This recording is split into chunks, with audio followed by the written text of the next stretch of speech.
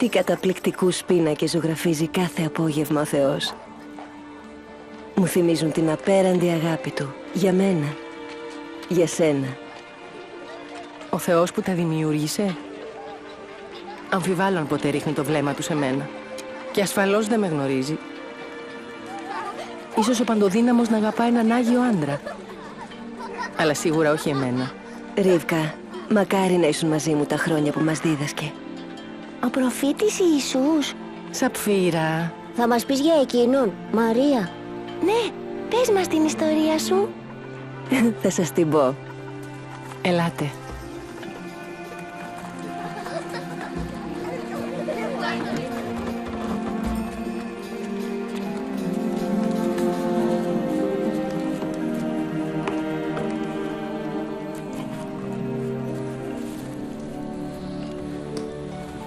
Λοιπόν, ας ξεκινήσουμε από την αρχή. Όταν τον γνώρισες? Όχι. Για να καταλάβουμε την ιστορία του Ιησού, πρέπει να ξεκινήσουμε από εκεί που άρχισαν όλα. Όπως μας τα διδάσκουν τα Ιερά Βιβλία. Στην αρχή, ο Θεός δημιούργησε τη γη και όλα τα φυτά και τα ζώα, τα πουλιά και τα πλάσματα της θάλασσας.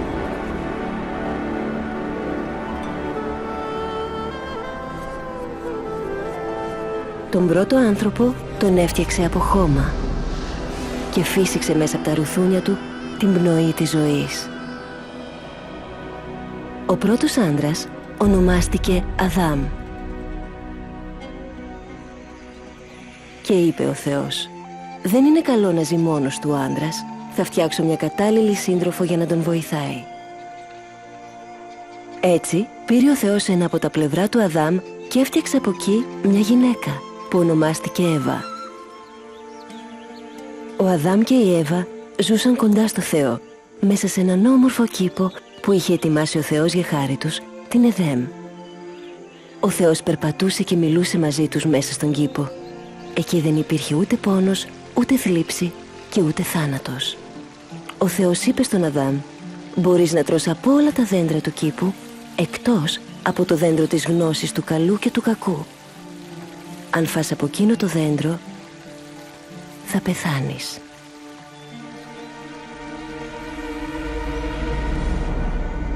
Κάποια μέρα όμως, ο Σατανάς έβαλε σε πειρασμό την Εύα. Και αυτή πήρε ένα φρούτο και το δοκίμασε.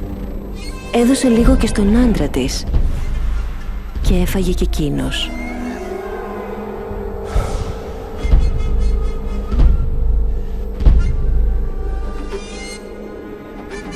Τούτη η άσχημη πράξη του Αδάμ και της Εύας κατέστρεψε την αρμονία που υπήρχε στον κήπο.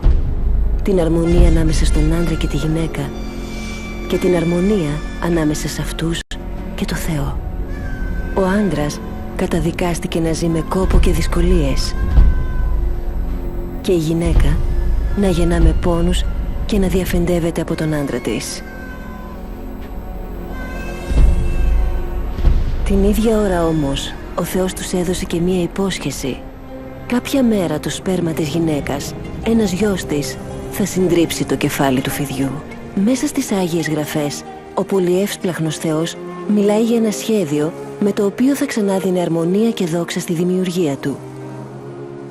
Ένα μέρος αυτού του σχεδίου του το αποκάλυψε στον προφήτη Αβραάμ. Ο Αβραάμ εμπιστευόταν και τιμούσε το Θεό και ο Θεός υποσχέθηκε να ευλογήσει τον Αβραάμ και μέσα από αυτόν να ευλογήσει όλους τους λαούς και τα έθνη του Θεού. Κάποια μέρα ο Θεός έβαλε σε δοκιμασία τον Αβραάμ. Του είπε να πάρει το γιο του και να τον θυσιάσει.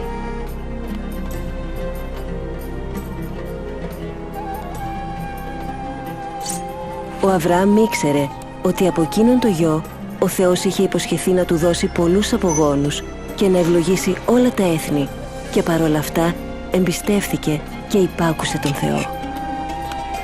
Και ο Θεός φώναξε: «Αβραάμ,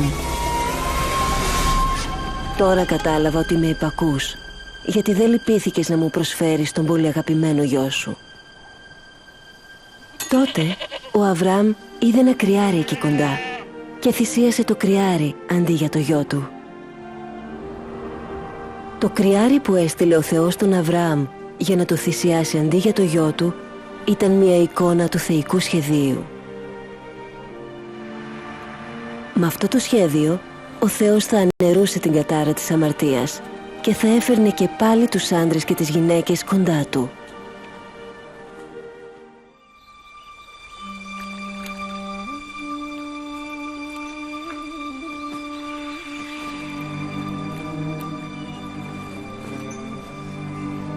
Υπήρχε μία νεαρή κοπέλα στη Ναζαρέτ που ήταν αραβωνιασμένη με έναν άντρα που λεγόταν Ιωσήφ. Το όνομά της ήταν Μαριάμ.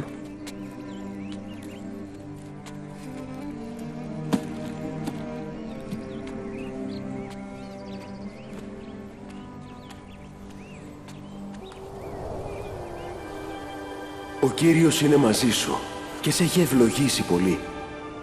Μη φοβάσαι, Μαριάμ, ο Θεός σου δίνει μεγάλη χάρη. Θα μείνεις έγκυος και θα γεννήσεις γιο και θα τον ονομάσεις Ιησού. Μα είμαι παρθένος.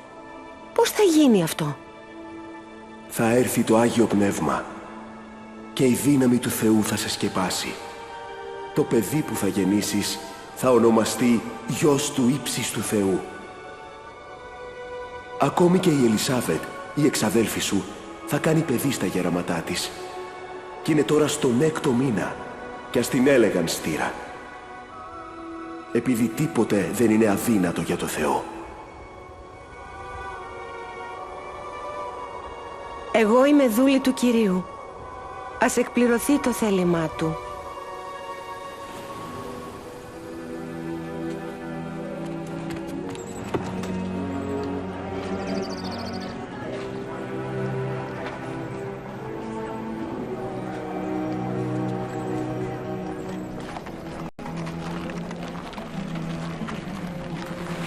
Κατόπιν, η Μαριάμ πήγε γρήγορα στην εξαδέλφη της, την Ελισάβετ.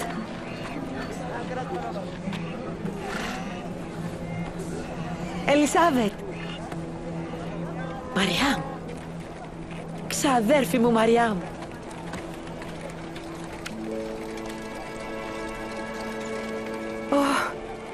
Είναι αλήθεια! Εσύ είσαι η πιο ευλογημένη από όλες μας και ευλογημένο το παιδί που θα γεννήσεις. Τι ανέλπιστη χαρά ήταν αυτή, να έρθει να με επισκεφτεί η μητέρα του Κυρίου μου. Γιατί τη στιγμή που με χαιρέτησες, ένιωσα μέσα μου το βρέφος να σκυρτάει. Η καρδιά μου δοξάζει τον Κύριο και η ψυχή μου χαίρεται και αγαλιά για το Θεό, το σωτήρα μου, γιατί διάλεξε μένα, την ταπεινή του δούλη. Από εδώ και πέρα όλες οι γενιές θα με μακαρίζουν.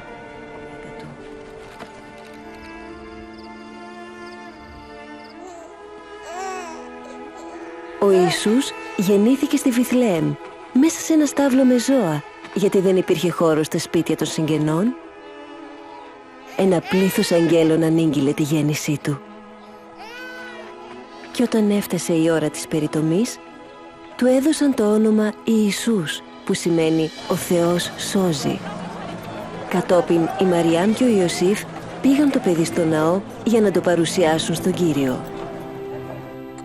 Όταν άκουσα την ιστορία της, κατάλαβα ότι ο Ιησούς ήταν κάτι παραπάνω από προφήτης. Τι εννοούσε ο άγγελος όταν ονόμασε τον Ιησού γιο του ύψιστου Θεού? Σίγουρα δεν εννοείς ότι ο Θεός είχε σχέση με γυναίκα? Όχι. Η Μαριάμ ήταν παρθένος. Η γέννηση του Ιησού ήταν ένα θαύμα που έγινε μέσω του Πνεύματος του Θεού. Ο Θεός μπορεί να κάνει τα πάντα. Δεν το πιστεύετε? Εξαιτίας της θαυμαστής γέννησής του, ο Ιησούς γεννήθηκε από μία γυναίκα σαν και εμάς. Μα ήταν κάτι περισσότερο. Απαρνηθείτε τις αμαρτίες σας! Βαπτιστείτε και ο Θεός θα σας συγχωρέσει! Αυτά τα λόγια ήταν από το Θεό και τα έλεγε ο Ιωάννης ο Βαπτιστής, ο γιος της Ελισάβετ, όταν βάπτιζε άντρες και γυναίκες στον Ιορδάνη. Εγώ σας βαπτίζω με νερό. Μα έρχεται κάποιος που είναι πολύ πιο σπουδαίος από μένα. Δεν είμαι άξιος ούτε τα σανδάλια του να λύσω. Εκείνος θα σας βαπτίσει με Άγιο Πνεύμα και φωτιά. Κρατά το λιχνιστήρι στο χέρι του για να ξεχωρίσει το άχυρο και να μαζέψει το στάρι στην αποθήκη του.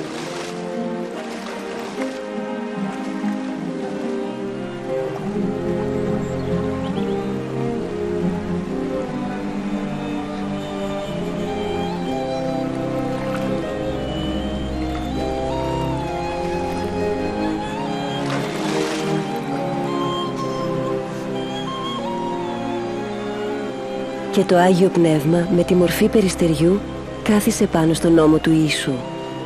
Μια φωνή ακούστηκε τότε από τον ουρανό και είπε: «Εσύ είσαι ο αγαπημένος μου γιος, εσύ είσαι ο εκλεκτός μου». Μετά τη βαπτισή του, ο Ιησούς περιδιάβηκε όλη τη χώρα διδάσκοντας και το κήρυγμά του επιβεβαίωνε την εξουσία του.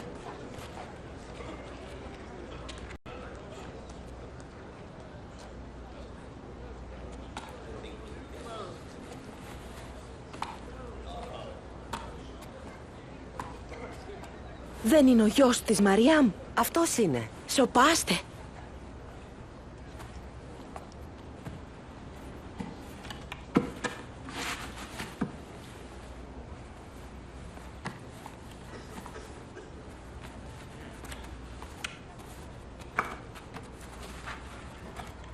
Το πνεύμα του Κυρίου είναι επάνω μου, γιατί με έστειλε να φέρω στους φτωχούς νέα χαρμόσυνα, μήνυμα λευτεριάς στους αιχμαλώτους και στους τυφλούς το φως τους, να ελευθερώσω όσους καταπιέζονται και να διακηρύξω πως ήρθε η ώρα που ο Κύριος θα σώσει τον λαό του. Μιλάει όμορφα.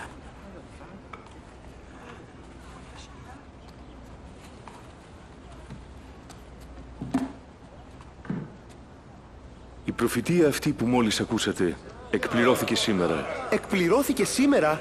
Μόνο ο Μεσσίας μπορεί να την εκπληρώσει. Και πού το ξέρουμε? Τα λόγια του έκαναν πολλούς να απορούν και τα θαύματά του έκαναν πολλούς να πιστεύουν.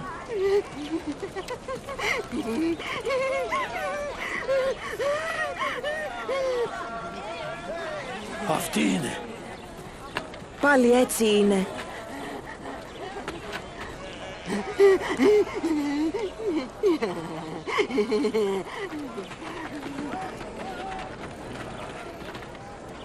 Ποιος είναι? Εκείνος ο δάσκαλος από τη Ναζαρέτ. Ο Ιησούς. Γεια σου. Γεια σου. Φύγε. Δεν σε θέλουμε εδώ.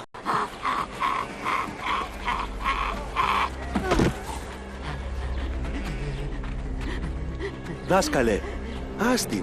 Δεν πρέπει ούτε να την κοιτάξεις για να μην μολυνθείς. Μαρία, Τι θέλεις από μας, Ιησού Ναζωρέ? Ξέρουμε ποιος είσαι. Είσαι ο Άγιος του Θεού. σοπάστε! Πνεύματα πονηρά.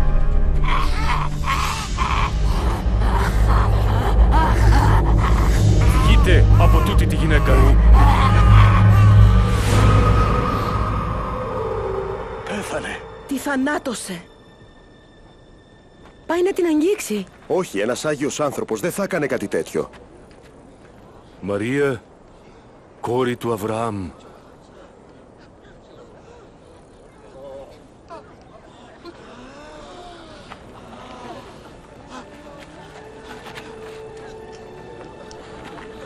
Είναι καλά. Είναι ζωντανή.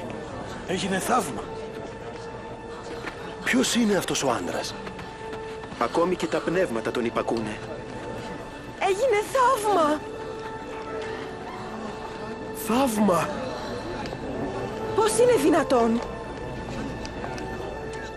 Ευχαριστώ.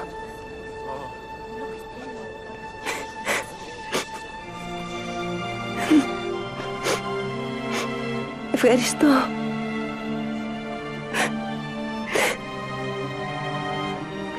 Σε ευχαριστώ. Σε ευχαριστώ.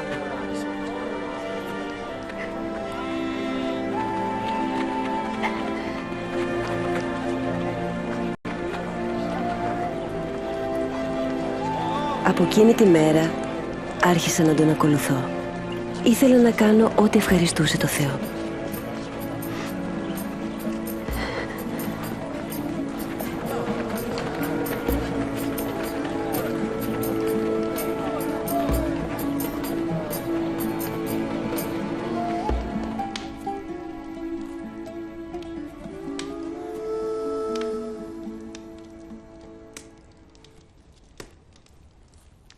Για χρόνια ζούσα μέσα στην ντροπή. Αλλά ο Ιησούς μου έδωσε αξιοπρέπεια. Η δύναμη του με ελευθέρωσε από τα πονηρά πνεύματα. Ω, γλυκιά. Σαπφύρα. Δίνα, εσύ τον άκουσες να διδάσκει και είδες πολλά θαυματά του. Ναι.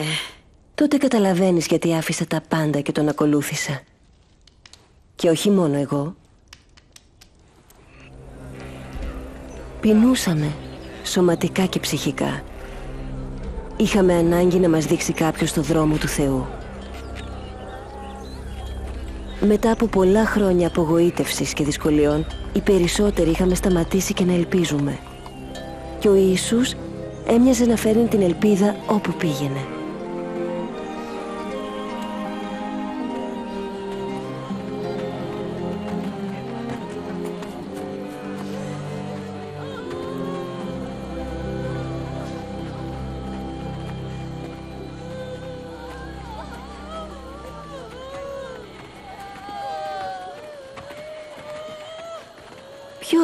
Ποιος είναι?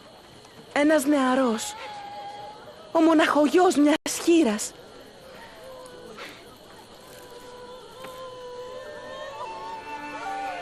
Νεαρέ, σήκω επάνω.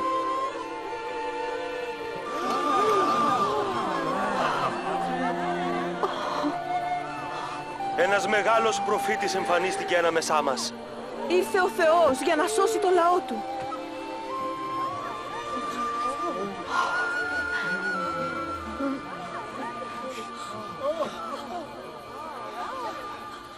Αν αγαπάτε μονάχα αυτούς που σας αγαπούν, ποια είναι η καλοσύνη σας?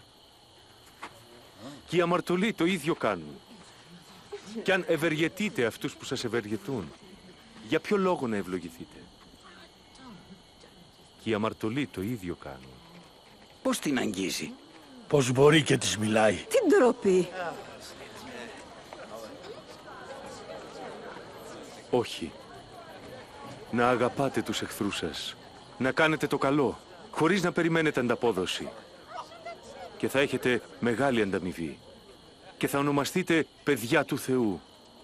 Γιατί εκείνος ευεργετεί ακόμα και τους αχάριστους. Να έχετε έλεος, όπως και ο επουράνιος πατέρας σας.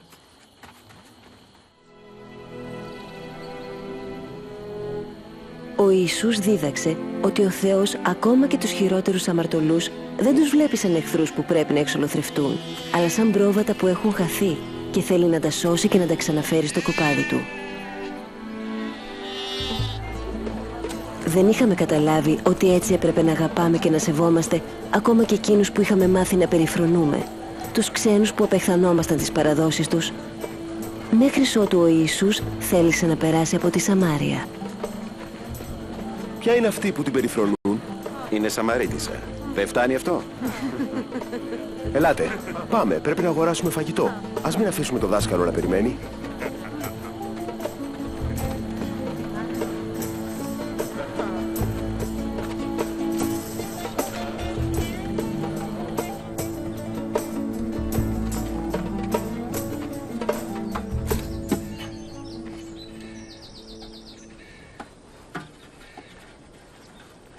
Θα μου δώσεις να πιω? Είσαι Ιουδαίος κι εγώ γυναίκα Σαμαρίτισσα. Πώς μπορείς να μου ζητάς νερό? Αν γνώριζες τι δίνει ο Θεός και ποιος σου ζητά να πιει νερό, εσύ θα ζητούσες από εκείνον και θα σου έδινε το νερό που χαρίζει τη ζωή. Κύριε, δεν έχεις με τι να τραβήξεις νερό και το πηγάδι είναι βαθύ. Πού θα βρεις το νερό που λες?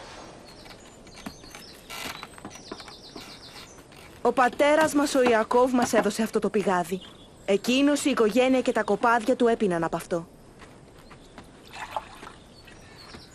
Πιστεύεις ότι εσύ είσαι σπουδαιότερος από τον Ιακώβ? Όποιος πίνει από αυτό εδώ το νερό θα ξαναδιψάσει. Αλλά όποιος πίνει από το νερό που δίνω εγώ, δεν θα διψάσει ποτέ ξανά. Το νερό που δίνω εγώ θα γίνει μέσα του πηγή, που θα αναβλύζει αιώνια ζωή. Κύριε, τότε δώσε μου τέτοιο νερό, για να μην ξαναδιψάσω ποτέ και να μην αναγκαστώ να ξαναέρθω εδώ. Πήγαινε, φώναξε τον άντρα σου και έλα πάλι. Μα εγώ δεν έχω άντρα. Σωστά λες ότι δεν έχεις άντρα.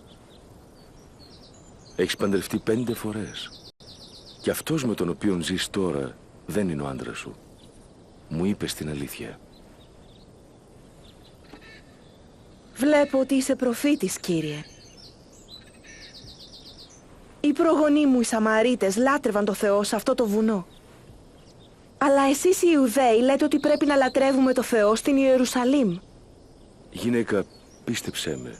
Θα έρθει η ώρα που δεν θα λατρεύετε το Πατέρα ούτε στο βουνό ούτε στην Ιερουσαλήμ.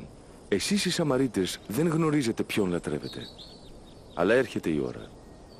Και ήρθε ήδη που οι άνθρωποι με τη δύναμη του Αγίου Πνεύματος θα λατρεύουν τον Πατέρα για αυτό που πραγματικά είναι, προσφέροντάς του τη γνήσια λατρεία που ζητά.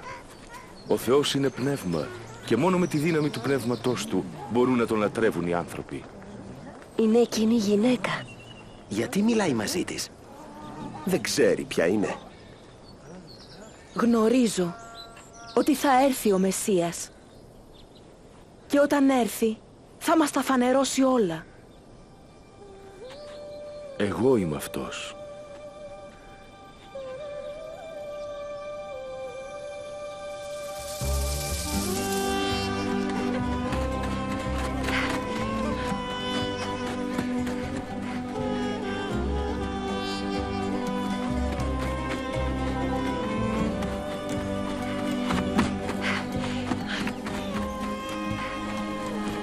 Ελάτε, ελάτε να δείτε τον άνθρωπο που μου τα είπε όλα όσα έχω κάνει.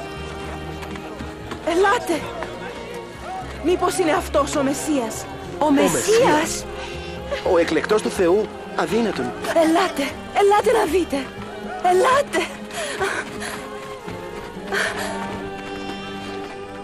Δάσκαλε, πάρε κάτι να φας. Εγώ έχω τροφή που εσείς δεν τη γνωρίζετε. Του έφερε κάποιος φαγητό?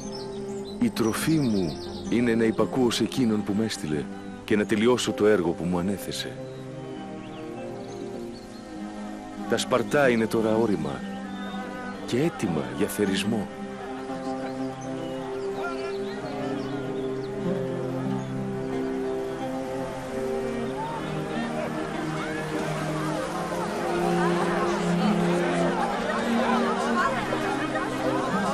Κοιτάξτε πόσοι έρχονται. Τα καλά νέα είναι και για τους Σαμαρίτες.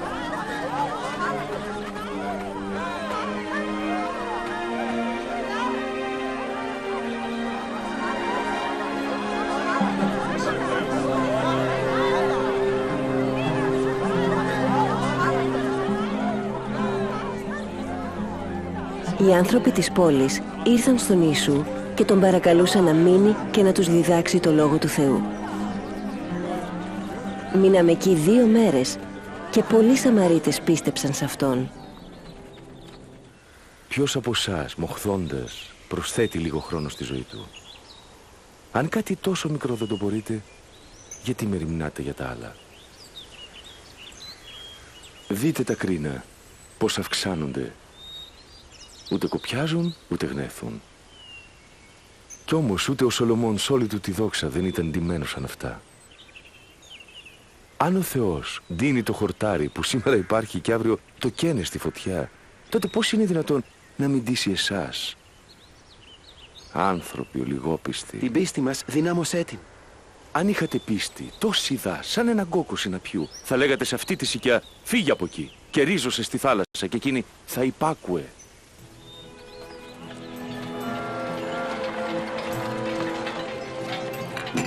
Οι πειρασμοί θα έρθουν σίγουρα, αλλά αλίμονο σε εκείνον που τους φέρνει.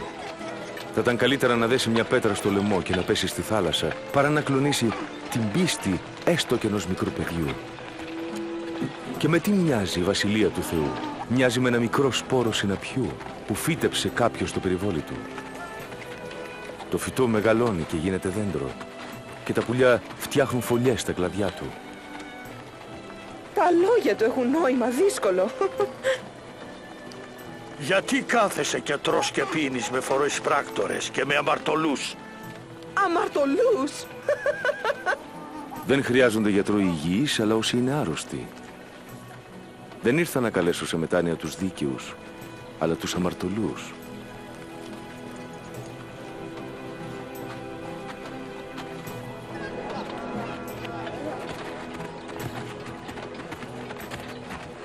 Μόνο να αγγίξω το μανδύα του.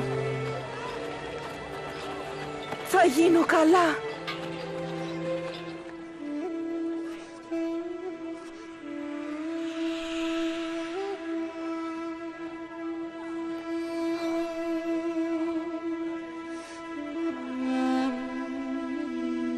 Ποιος με άγγιξε? Κάποιος με άγγιξε, γιατί ένιωσα να βγαίνει δύναμη από πάνω μου.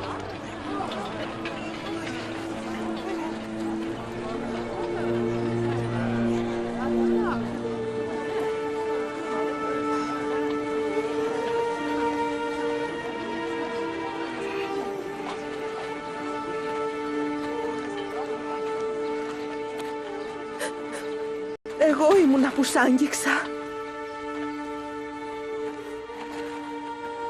Υπέφερα 12 χρόνια από αιμορραγία. Ξόδεψα πολλά στους γιατρούς και δεν έγινε τίποτα.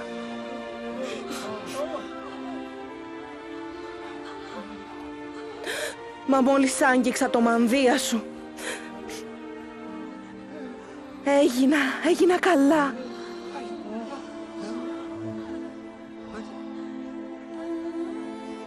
Κόρη μου, η πίστη σου σε έκανε καλά.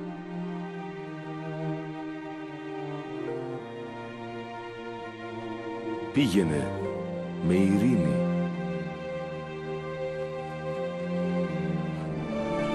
Σε ευχαριστώ.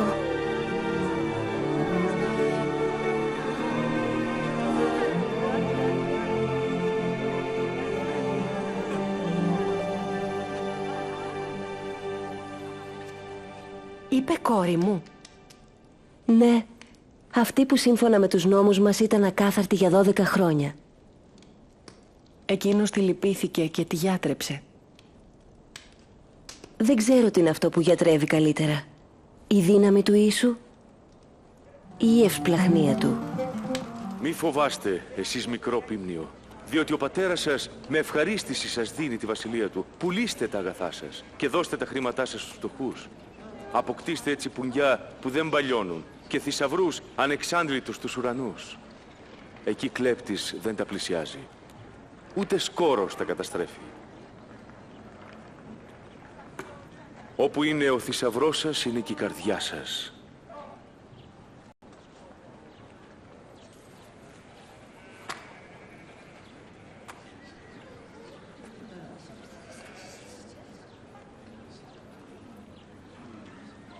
Γυναίκα, είσαι ελεύθερη από την αρρώστια σου.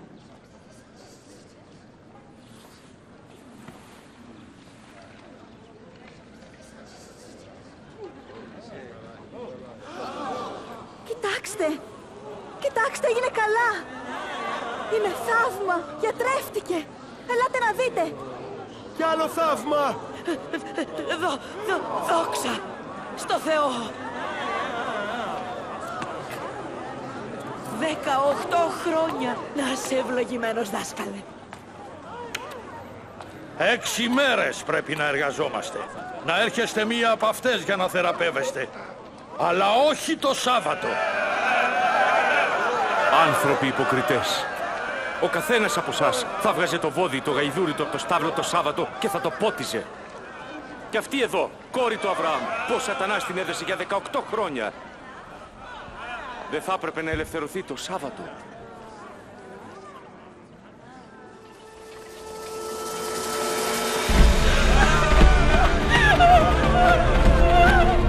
Αμαρτωλή! Μιχαλίδα! Μιχαλίδα! Μιχαλίδα! Όρνη! Δάσκαλε, πιάσαμε αυτή τη γυναίκα την ώρα που μύχευε.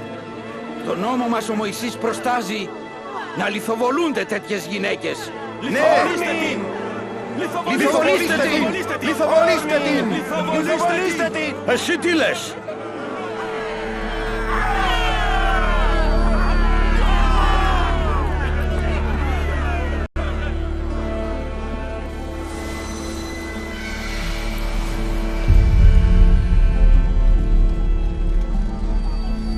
Δάσκαλε, έχουμε την κατάθεση 2 μαρτύρων.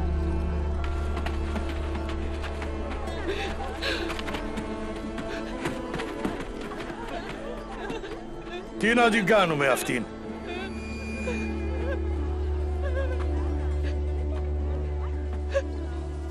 Όποιος από εσάς δεν έχει αμαρτήσει, ας της πετάξει την πρώτη πέτρα.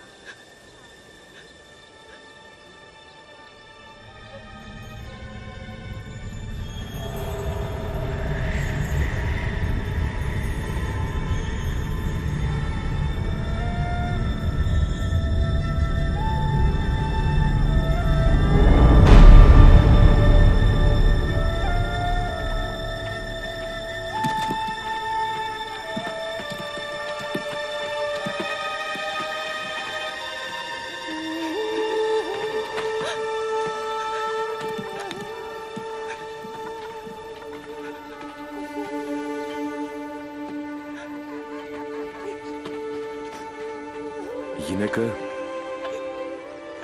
πού πήγαν όλοι? Δεν έμεινε κανείς να σε καταδικάσει? Κανείς, Κύριε. Ούτε και εγώ σε καταδικάζω.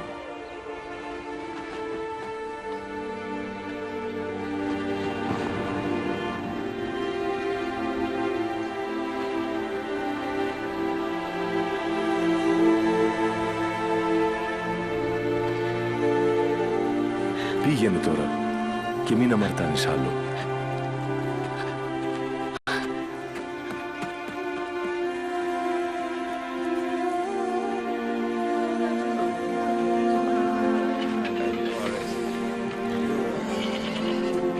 Σε παρακαλώ, σήκωσέ με. Έλα, ανέβα στο σώμα μου. Βλέπεις τώρα? Βλέπω τον Ιησού. Περιφρονεί τον νόμο. Ξεκίνησε ο Γεωργός να σπείρει και ενώ έσπερνε... Δεν τηρεί την αργία του Σαββάτου. Κάνει παρέα με αμαρτωλούς. Αν τον αφήσουμε να συνεχίσει, όλοι θα πιστέψουν σε αυτόν.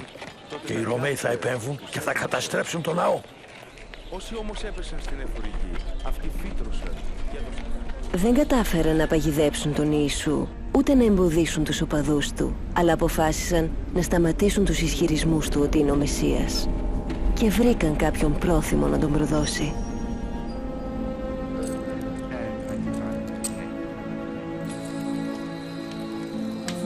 Ο Ιησούς πήγαινε συχνά τους μαθητές του στο όρος των ελαιών για να προσευχηθούν.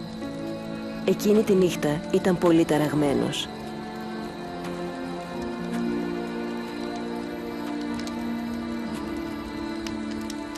Γιατί κοιμάστε? Σηκωθείτε. Προσεύχεστε για να μην πέσετε σε πειρασμό.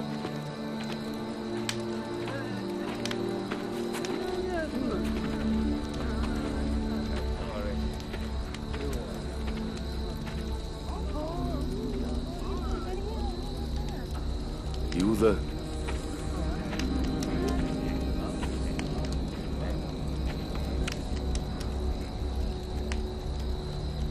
με φίλημα προδίδεις τον Υιό του ανθρώπου. Κύριε, να χτυπήσω με το μαχαίρι! Πιάστε τον! Πάνει πια!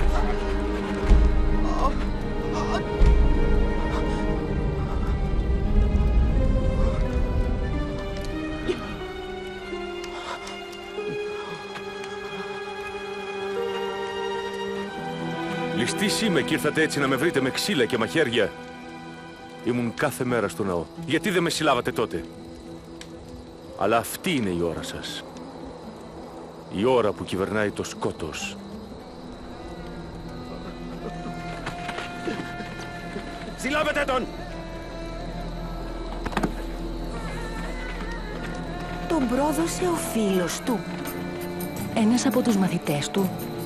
Κάποιος που όλοι τον γνωρίζαμε και τον εμπιστευόμασταν. Να μη σας φύγει. Εκείνη τη νύχτα, οι φρουροί τον κορόιδευαν και τον χτυπούσαν. Ποιος σε χτύπησε? Προφήτεψε! Ποιος θα σε χτυπήσει? Σταματήστε! Σταματήστε, είπα! Φέρτε τον στο συνέδριο!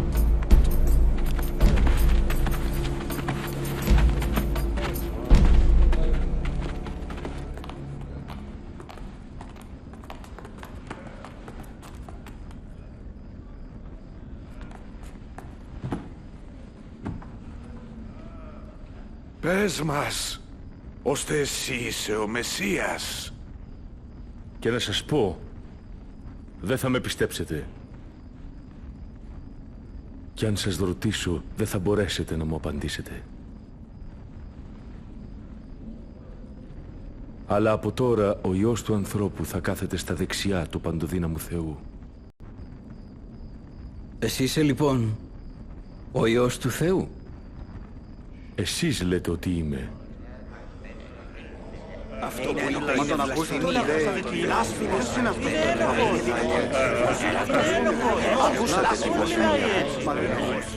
Τον ακούσαμε τι είπε με τα ίδια μας τα αυτιά. Είναι ένοχος και του αξίζει να πεθάνει. Θα τον πάμε στον Πιλάτο. Ναι, πάρτε τον.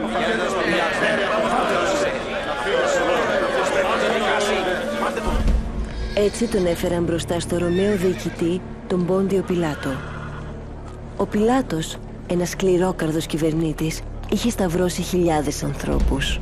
Τι θέλετε τώρα εσείς εδώ, τέτοια ώρα πρωί-πρωί? Πιάσαμε αυτόν τον άνθρωπο που ξεσηκώνει το λαό μας. Έκανε πολύ μεγάλη φασαρία μέσα στο ναό. Εκρίθη ένοχος. Μας εμποδίζει να δίνουμε φόρους στον Καίσαρα και λέει πως είναι ο Μεσσίας, ο βασιλιάς. Βασιλιάς? Εσύ είσαι ο βασιλιάς των Ιουδαίων? Εσύ το είπες. Εμείς δεν έχουμε άλλο βασιλιά. Μόνο τον αυτοκράτο. Σύμφωνα με τον νόμο μας πρέπει να πεθάνει, γιατί ισχυρίστηκε πως είναι ο γιος του Θεού.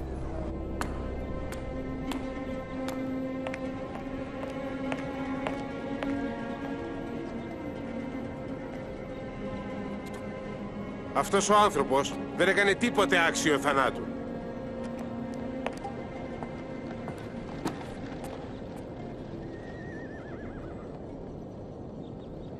Θα τον μαστιγώσω λοιπόν και θα τον αφήσω. Αν τον αφήσεις, δεν θα είσαι φίλος του Καίσαρα.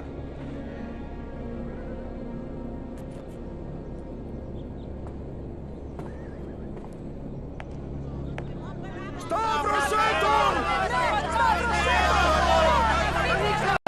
Εσύ, και εσύ, μαστιγώστε τον. Ποιος ισχυρίζεται ότι είναι βασιλιάς, επαναστατεί ενάντια στον Καίσαρα. Τι περιμένεις, Πιλάτε! Εμπρός, σταύρωσέ τον! Σταύρωσέ τον! Δεν έχει κάνει τίποτε κακό.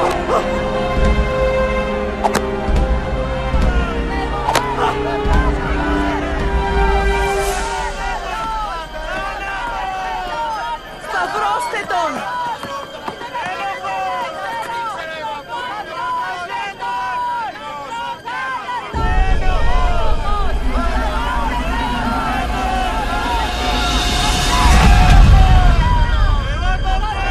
Σταυρώστε τον! Σταυρώστε τον! Πίσω! Πίσω όλοι! Πίσω φύγετε! Φύγετε από τη μέση!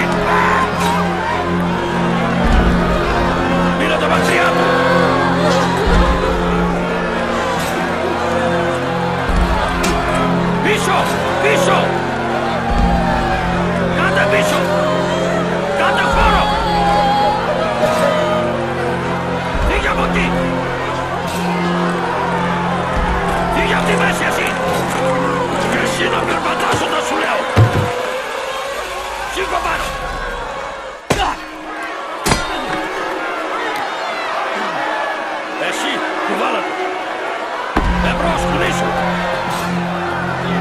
Πίσω! Πάτε πίσω!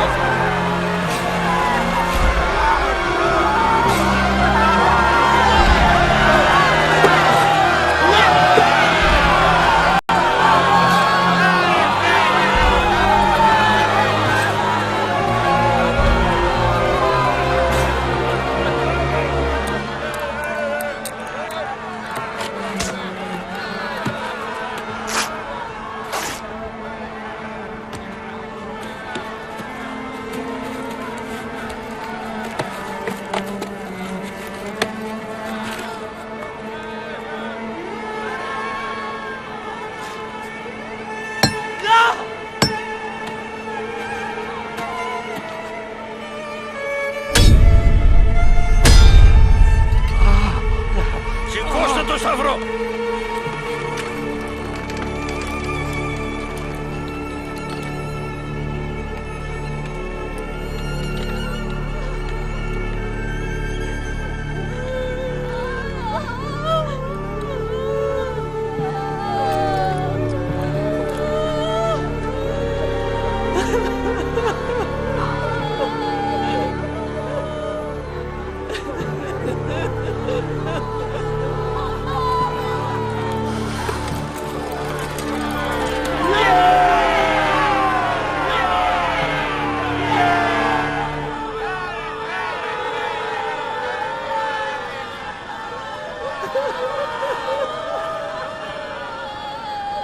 Συγχώρα τους, πατέρα. Αλλά δεν ξέρουν τι κάνουν. Δεν είσαι εσύ ο Μεσσίας. Σώσε τον εαυτό σου και εμάς. Δεν φοβάσαι το Θεό. Αυτός δεν έκανε κανένα κακό. Και όμως τον σταύρωσαν μαζί μας. Θυμήσου με, Κύριε, όταν έρθεις στη βασιλεία σου. Αλήθεια σου λέω. Σήμερα θα είσαι στον παράδεισο. Μαζί μου.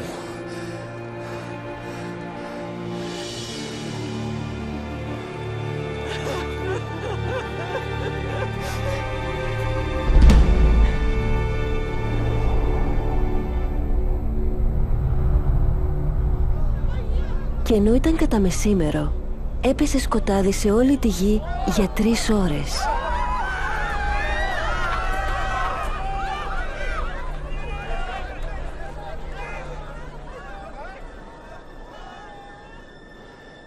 Πατέρα, στα χέρια σου παραδίδω το πνεύμα μου.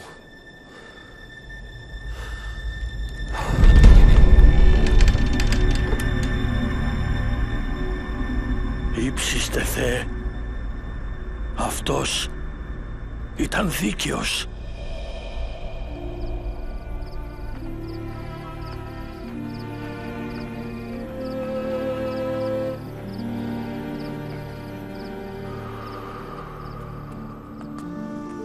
Υπήρχε κάποιος δίκαιος άνθρωπος που ήταν μέλος του θρησκευτικού συμβουλίου και δεν πήρε μέρος στην καταδίκη του Ιησού. Ήταν ο Ιωσήφ από την Αριμαθαία. Αυτός πήρε άδεια από τον Πόντιο Πιλάτο να θάψει το σώμα του Ιησού σε έναν κοντινό τάφο πριν αρχίσει η γιορτή του Σαββάτου του Σούρουπο.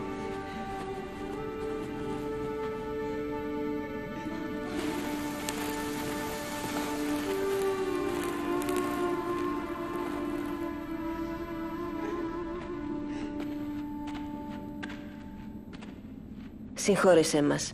Θέλουμε να δούμε την ταφή του Κυρίου μας. Όλοι είναι ευπρόσδεκτοι, αλλά πάμε. Το Σάββατο έρχεται.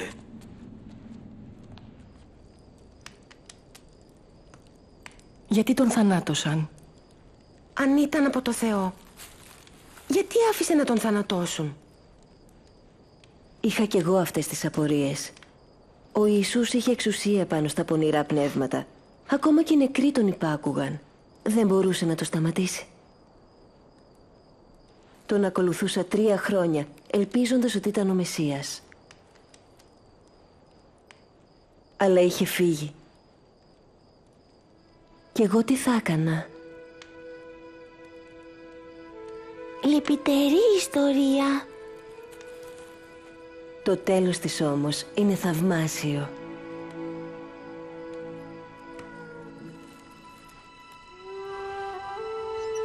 Νωρίς το πρωί της Κυριακής, την 3η μέρα μετά τη σταύρωση του Ιησού, ξαναπήγαμε στον τάφο, κουβαλώντας αρώματα που φτιάξαμε για να λείψουμε το σώμα του.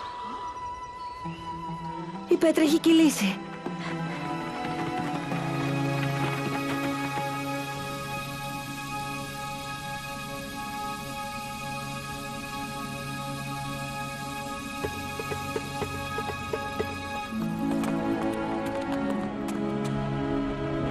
Πέτρο, Ιάκωβε, Ιωάννη, ακούστε! Η πέτρα είχε κυλήσει. Μπήκαμε μέσα, μα το σώμα του έλειπε. Κάποιοι πήραν το σώμα του Κυρίου από τον τάφο και δεν ξέρουμε πού το πήγαν. Τι, το σώμα του Κυρίου έλειπε? Πήγαινε και θα δεις και μόνος σου.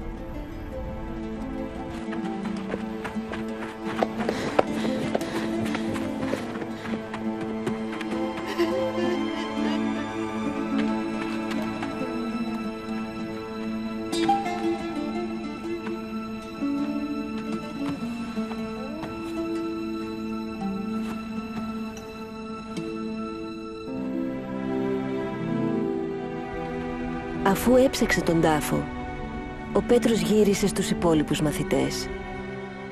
Αλλά εγώ έμεινα εκεί έξω. Αναρωτιόμουν και έκλαιγα. Θα τον πήραν οι στρατιώτες ή οι Φαρισαίοι. Αυτοί που σκότωσαν κάθε ελπίδα μας. Ας μας άφηναν τουλάχιστον το σώμα του.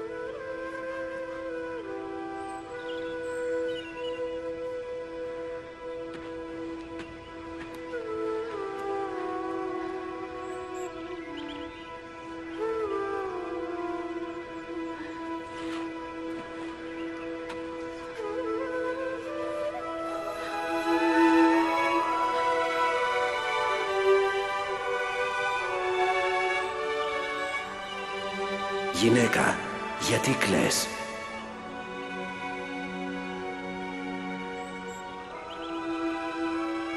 Έκλεψαν το σώμα του Κυρίου και δεν ξέρω πού το έχουν πάει.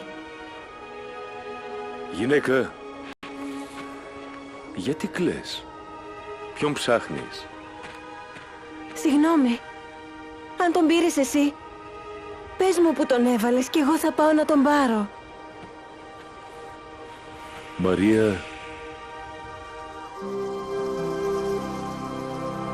Δάσκαλε! Μη με αγγίξεις, γιατί δεν έχω ανεβεί ακόμη στη δόξα του Πατέρα. Κύριε, είσαι ζωντανός. Πήγαινε και πες τα νέα στους αδελφούς μου. Κύριε, δεν μας ξέχασες. Ο Θεός δεν μας εγκατέλειψε. Να τους το πεις. Είδα τον Κύριο. Είδα τον Μεσσία. Ξαναήρθε στη ζωή. Ναι. Πώς? Ο θάνατος δεν τον κράτησε. Τότε γιατί έπρεπε να πεθάνει? Για να νικήσει τον θάνατο. Εκείνη τη μέρα δεν το κατάλαβα. Αλλά κατόπιν ο Ιησούς εμφανίστηκε σε μας αρκετές φορές και μας δίδαξε. Εκατοντάδες χρόνια πριν έρθει ο Ιησούς, οι προφήτες είχαν πει στις γραφές ότι ο Μεσσίας που είχε υποσχεθεί ο Θεός θα υπέφερε. Ο Ισαΐας έγραψε: «Ήταν αιτία οι αμαρτίες μας που αυτός πληγώθηκε, οι ανομίες μας που αυτός εξουθενώθηκε. Για χάρη της δικής μας σωτηρίας, εκείνος τιμωρήθηκε και στις πληγές του βρήκαμε τη γιατριά». Ο προφήτης Μωυσής είπε: «Όποιος είναι κρεμασμένος από ξύλο είναι καταραμένος από το Θεό». Όταν σταυρώθηκε ο Ιησούς, πήρε επάνω του την κατάρα μας. Την κατάρα μου. Την κατάρα της αμαρτίας και του θανάτου. Η θυσία και η Ανάστασή του μας ελευθέρωσαν από τα δεσμά του κακού, μας έσωσαν από τη δύναμη του σκοταδιού και μας λύτρωσαν από μια ζωή γεμάτη φόβο και ντροπή. Αυτή είναι η πραγματοποίηση της υπόσχεσης του Θεού στον πατέρα μας τον Αβραάμ, όταν του είπε ότι όλοι οι άνθρωποι θα ευλογηθούν από Αυτόν. Όλοι οι άνθρωποι? Και οι γυναίκες? Ο Ιησούς με αποκάλεσε θυγατέρα του Αβραάμ. Και εσύ είσαι μια αγαπημένη κόρη. Μια κόρη που θέλει να την ευλογήσει, όπως τη γυναίκα που αιμορραγούσε για 12 χρόνια. Ή όπως εμένα. Κανένας μας δεν πρέπει να ζει μέσα στο φόβο ή την ντροπή. Δεν πρέπει να αισθανόμαστε ότι κανείς δεν μας βλέπει ή δεν μας ακούει. Ο Ιησούς είπε για τον εαυτό του: Το πνεύμα του Κυρίου είναι επάνω μου, γιατί με έστειλε να φέρω στους φτωχούς νέα χαρμόσυνα, μήνυμα ελευθεριάς στους αιχμαλώτους και στους τυφλούς το φως τους. Να ελευθερώσω όσους καταπιέζονται και να διακηρύξω πως ήρθε η ώρα που ο Κύριος θα σώσει τον λαό του. Ο Ιησούς άγγιζε ακόμη και τις γυναίκες που βασανίζονταν και όλοι τις θεωρούσαν ακάθαρτες. Και τις θεράπευε. Δίδασκε τα παιδιά, τους άντρες και τις γυναίκες, τους πλούσιους και τους φτωχούς, τους ευσεβείς και τους αμαρτωλούς και τους ξανάδινε την αξιοπρέπειά τους, φανερώνοντας το μεγάλο του έλεος. Θεράπευε τους ανθρώπους. Έβγαζε από αυτούς τα δαιμόνια και τους ελευθέρωνε από τα δεσμά του σατανά. Γιατί είχε εξουσία επάνω στο κακό και σε κάθε πνεύμα. Ο Ιησούς ανέστησε κόρες και γιους που ήταν νεκροί και απέδειξε ότι είχε εξουσία ακόμα και στο θάνατο. Και παρόλο που ο σατανάς και τα πονηρά πνεύματα πίστεψαν ότι νίκησαν όταν κάρφωσαν τον Ιησού στο σταυρό, ο Ιησούς αναστήθηκε από τους νεκρούς, θριαμβεύοντας πάνω σε όλες τις δυνάμεις του κακού και του θανάτου. Αυτός ήταν ο Μεσσίας? Μόνο ο Μεσσίας που στάλθηκε από τον παντοδύναμο Θεό μπορούσε να κάνει τα θαύματα που έκανε ο Ιησούς. Και μόνο κάποιος τόσο σπλαχνικός, ισχυρός και αξιόπιστος όσο ο Ιησούς αξίζει την εμπιστοσύνη και την αφοσίωσή μας. Όταν ο Θεός δημιούργησε τον κόσμο, έφτιαξε τον άντρα και τη γυναίκα για να ζουν μαζί του και να απολαμβάνουν τη χαρά του. Αυτό ήταν το σχέδιό του. Αλλά δεν τον πιστέψαμε και δεν υπακούσαμε στις εντολές του. Αυτή η κακή μας στάση μας χώρισε από τον Θεό και κατέστρεψε την ενότητα ανάμεσα στη γυναίκα και τον άντρα. Και εμείς σήμερα συνεχίζουμε να μην υπακούμε. Οι γραφές λένε «Δεν υπάρχει κανείς χωρίς αμαρτία» και είναι η αμαρτία αυτή που μας οδηγεί στο θάνατο και μας απομακρύνει από τον Θεό. Αλλά ο Θεός δεν ήθελε να μείνουμε αποχωρισμένοι από Εκείνον και την αγάπη Του και να ζούμε μες στην ντροπή και το φόβο. Έτσι, όπως ακριβώς είχε στείλει το κρυάρι για να πεθάνει στη θέση του γιου του Αβραάμ, ο Θεός έστειλε τον Ιησού να πεθάνει στη δική μας θέση. Η ζωή, ο θάνατος και η Ανάσταση του Ιησού αποκατέστησαν τη σχέση ανάμεσα στο Θεό και σε όλους όσοι αποφασίζουν να Τον ακολουθήσουν. Και αυτή η σχέση με τον παντοδύναμο Θεό δεν θα τελειώσει ούτε κι όταν πεθάνουμε. Ο ληστής που ήταν στο σταυρό, καθώς πέθαινε, πίστεψε στον Ιησού και ο Ιησούς του είπε «Σήμερα είσαι μαζί μου στον Παράδεισο». Όσοι εμπιστευτούν τον Ιησού δεν θα δοκιμάσουν την αιώνια τιμωρία και θα ζουν παντοτινά με το Θεό. Πώς? Ακολουθώντας Τον με πίστη. Μα πώς μπορεί να με δεχτεί? Δέχτηκε τη Μαρία και μένα. Πώς θα το ξέρω? Να Τον εμπιστευτείς. Να Του το ζητήσεις. να του μιλήσεις.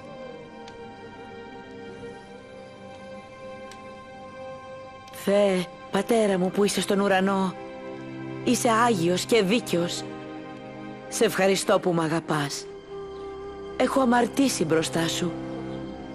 Σε ευχαριστώ που έστειλες το Μεσσία που υποσχέθηκες να διαλύσει την κατάρα της ντροπής και της ενοχής. Σε ευχαριστώ που πέθανε εκείνος στη θέση μου. Θέλω να ακολουθήσω το ζωντανό μου σωτήρα. Σε ευχαριστώ που με συγχωρείς και με δέχεσαι.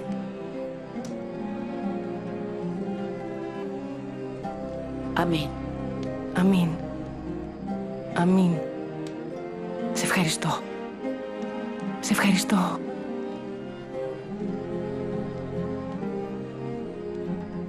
Ο Ιησούς είπε, τα πρόβατά μου με ακούνε, τα γνωρίζω και με ακολουθούν. Σε γνωρίζει, Ρίβκα, και σε αγαπάει. Αυτή είναι η αρχή μιας σχέσης που είναι αιώνια, που αυξάνεται όσο τον γνωρίζουμε και τον εμπιστευόμαστε. Γινόμαστε καλύτεροι όσο υπακούμε στο λόγο του. Όταν προσευχόμαστε με πίστη, μαζί με όσους τον ακολουθούν. Και όταν μιλάμε και σ' άλλους για εκείνον, κρατώντας τη σκέψη μας τα λόγια του Ιησού. Ο Θεός να είναι μαζί σας. Μου δόθηκε όλη η εξουσία στον ουρανό και στην γη. Πηγαίνετε λοιπόν και κάντε μαθητές μου όλα τα έθνη, βαπτίζοντας τους ανθρώπους στο όνομα του Πατρός και του Υιού και του Αγίου Πνεύματος. Και διδάξτε τους να τηρούν όλα όσα σας παρήγγειλα. Εγώ είμαι μαζί σας μέχρι τη συντέλεια του κόσμου.